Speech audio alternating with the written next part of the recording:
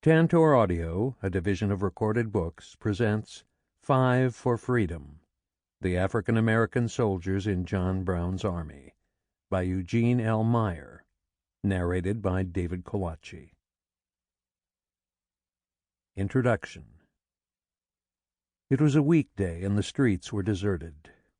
Harpers Ferry looked very much like a ghost town, and indeed it was haunted, if not by ghosts, then by history. Only 60 miles from Washington, D.C., and yet seemingly more distant, Harpers Ferry was my introduction to a storied world so removed from the city of New York and its Long Island suburbs from which I'd sprung.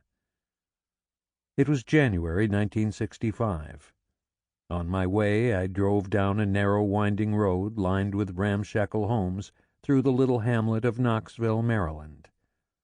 I sensed that I had crossed some invisible threshold into Appalachia, that sad, poverty-stricken swath of rural America that most of the nation, through the great society programs of Lyndon Baines Johnson and Michael Harrington's best-selling book, The Other America, had then only recently rediscovered.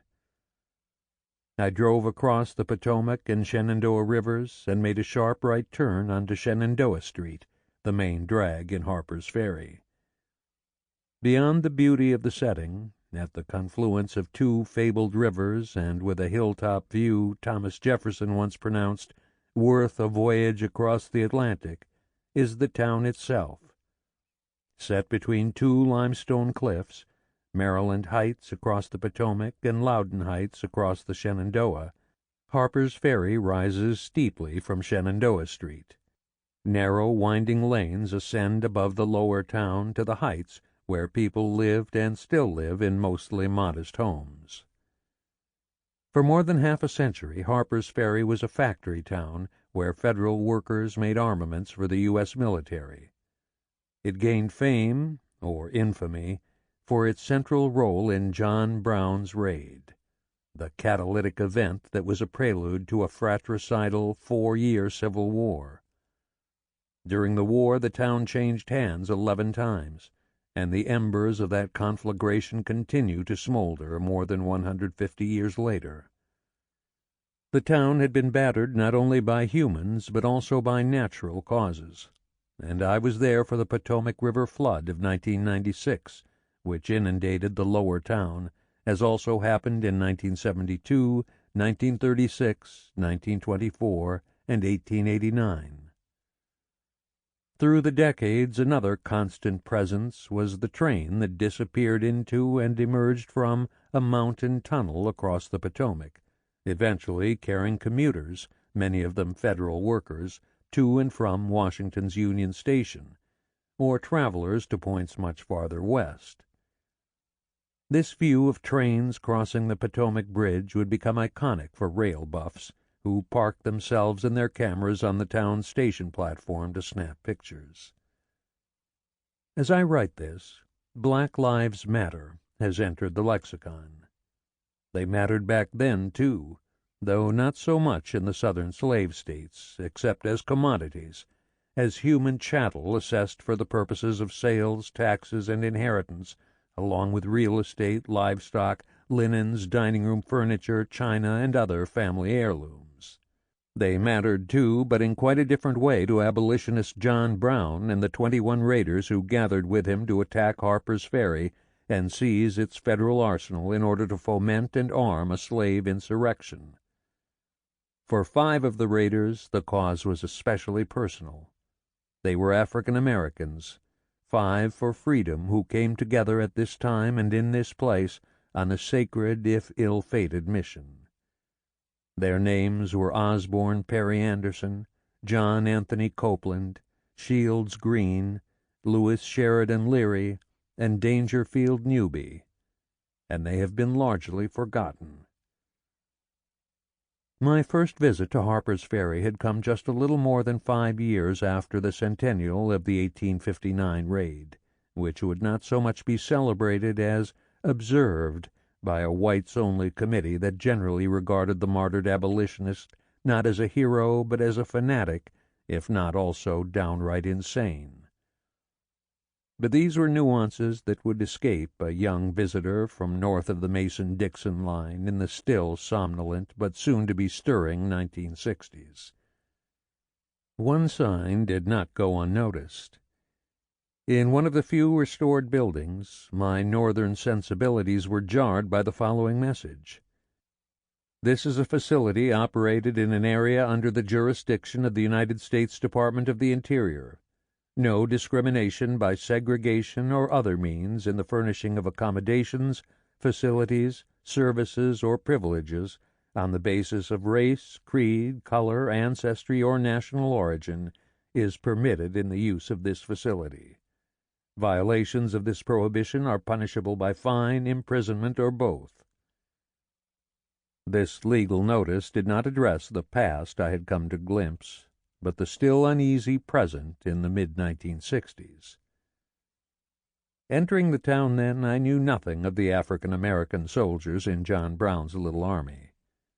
But as I glimpsed Brown's story during that brief visit, I became aware of Storer College, an institution seeded by a white Maine patron for the education of those newly freed after the Civil War.